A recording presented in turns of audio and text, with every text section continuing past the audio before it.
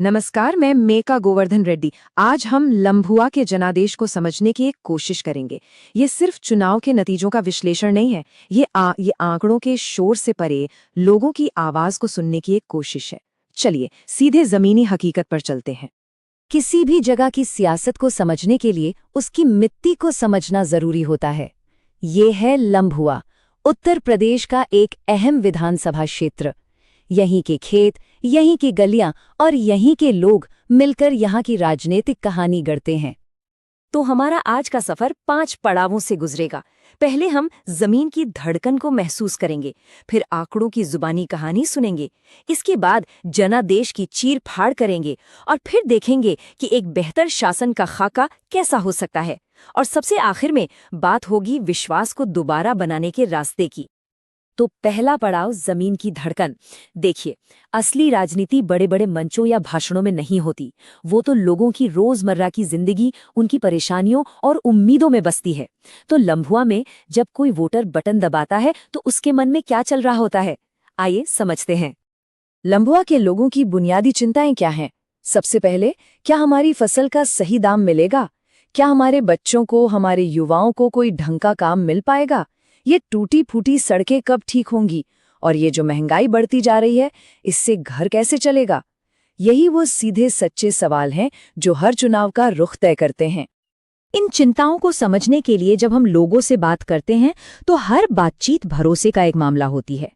हमारे संवैधानिक मूल्य हमें यही सिखाते हैं कि हर नागरिक से सम्मान और जिम्मेदारी के साथ संवाद किया जाए।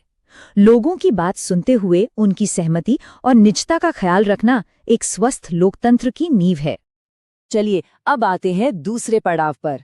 आंकड़े क्या कहानी कहते हैं? जमीन पर जो भी बातचीत होती है, जो भी चिंताएं होती हैं, वो सब वोटिंग मशीन में एक नंबर बनकर कैद हो जाती हैं।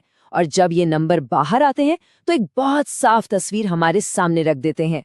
2022 के चुनाव में सपा के उम्मीदवार संतोष पांडे की हार का अंतर था सिर्फ 9,533 वोट।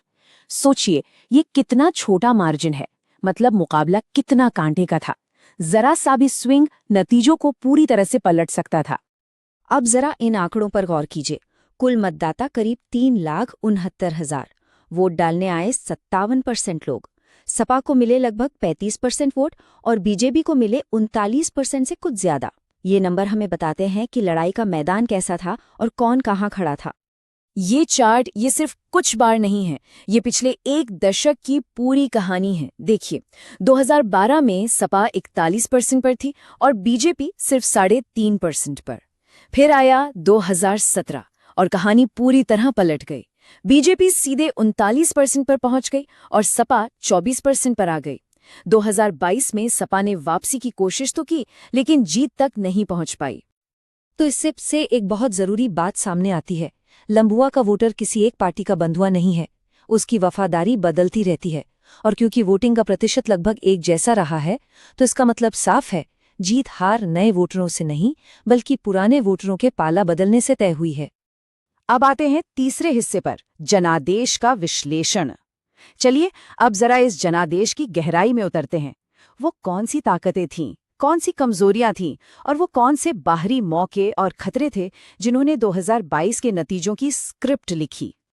फसल के दाम तो कम हैं, पर जीने का खर्चा बहुत ज्यादा हो गया है। ये किसी एक वोटर की नहीं बल्कि कई वोटरों की आवाज है, और यही आवाज मौजूदा सरकार के खिलाफ एक लहर का और विपक्ष के लिए एक मौके का आधार बनती है। सपा की ताकत की बात करें तो वो है उसका सामाजिक समीकरण, यादव, ओबीसी, दलित और मुस्लिम वोटरों का एक बड़ा आधार। लेकिन यही उसकी कमजोरी भी है। ये गठबंधन थोड़ा नाजुक है और 2022 में बीएसपी के मैदान में होने से वोट बटा, जिसका सीधा नुकसान सपा को हुआ। तो मौके क्या हैं? खेती किसानी की परेशानी और बेरोजगारी को लेकर लोगों में गुस्सा है, लेकिन एक बड़ा खतरा भी है। राष्ट्रीय सुरक्षा का एक मजबूत नैरेटिव, एक ऐसी कहानी जो ओबीसी वोटरों के एक बड़े हिस्से को अपनी तरफ खींचती है। तो यहाँ जमीनी मुद्दों और राष्ट्रीय कहानी के बीच एक सीधी टक्कर है। तो इस सारे विश्लेषण से रास्ता क्या निकलता है? यहीं से शुरू होता है हमारा चौथा भाग, शासन के लिए एक ब्लूप्रिंट। इसे हम चतुर्मुख सिद्धांत कहते हैं।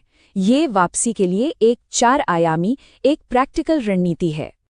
इसका पहला चेहरा है चुनावी। मतलब अपने कोर वोट बैंक पर पूरी तरह से फोकस करना। राष्ट्रीय मुद्दों के जवाब में सड़क, बिजली, पानी जैसे असली स्थानीय मुद्दों को उठाना। लोगों को याद दिलाना कि जमीन पर कौन से वादे अधूरे रह गए हैं। दूसरा चेहरा है संगठनात्मक। इसका मतलब है बूथ लेवल पर अपने नेटवर्क को दोबारा जान देना, हर दरवाजे पर दस्तक देना, लोगों से सीधा व्यक्तिगत संपर्क बनाना और इसके लिए व्हाट्सएप जैसे नए जमाने के तरीकों का भी इस्तेमाल करना। तीसरा चेहरा है नैरेटिव, यानी कहानी का। विकास की एक सकारात्मक, एक पॉजिटिव कहानी बनाना। उम्मीदवार को मिट्टी के लाल के तौर पर पेश करना, जो लोगों का दर्द समझता है, और डर की राजनीति का जवाब रोजी रोटी की सुरक्षा की गारंटी से देना। और चौथा, आखिरी चेहरा है संसाधन का। देखिए, चुनाव सिर्फ पैसे से नहीं जीते जाते, स्मार्ट तरीके अपनाने होते हैं। नुक्कड़ सभाएं, डिजिटल आउटरीच, ये कम खर्चीले लेकिन ज्यादा असरदार तरीके हैं। और सबसे बड़ा संसाधन है आपके युवा वॉलंटियर्स, जिनकी ऊर्जा किसी भी महंगे कैंपेन पर भारी पड़ सकती है। और अब हम पहुंचते हैं अपने आखिरी पड़ाव पर, विश्वास को दोबारा बनाने का रास्ता। देखिए, ये ब्लूप्रिंट सिर्फ कागज पर अच्छा लगने के लिए नहीं है। असली चुनौती तो विश्लेषण को एक्शन में बदलने की है, जो एक लंबा और लगातार चलने वाला काम है। ये हीट मैप हमें एक बार फिर याद दिलाता है कि लंबुआ के लोगों के लिए सबसे ज्यादा क्या मायने रखता है। कृषि संकट, बेरोजगारी और महंगाई, ये वो 3 मुद्दे हैं जिन्हें कोई भी राजनीतिक दल नजरअंदाज करने का जोखिम नहीं उठा सकता। हर रणनीति की शुरुआत यहीं से होनी चाहिए। विश्वास जीतना 100 मीटर की दौड़ नहीं, ये एक मैराथन है।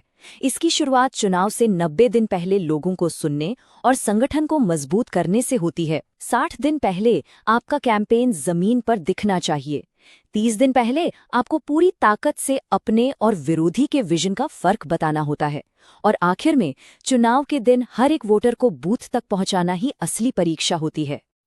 और ये सब करते हुए एक बात हमेशा याद रखनी चाहिए, तथ्यों और सम्मान पर आधारित जिम्मेदार बातचीत ये सिर्फ एक चुनावी रणनीति नहीं है, ये हमारा एक बुनियादी संवैधानिक मूल्य है। लंबे समय का भरोसा बनाने का, एक मजबूत लोकतंत्र बनाने का यही एकमात्र रास्ता है। तो आखिर में मैं बस एक सवाल छोड़कर जा रहा हूं, क्या चुनाव जीतना मंजिल का अंत है या एक जिम्मेदारी की असली शुरुआत? राजनीति का असली मकसद सिर्फ सत्ता पाना है या उस सत्ता का इस्तेमाल लोगों की जिंदगी को बेहतर बनाने के लिए करना है? इस पर सोचना हम सबके लिए जरूरी है।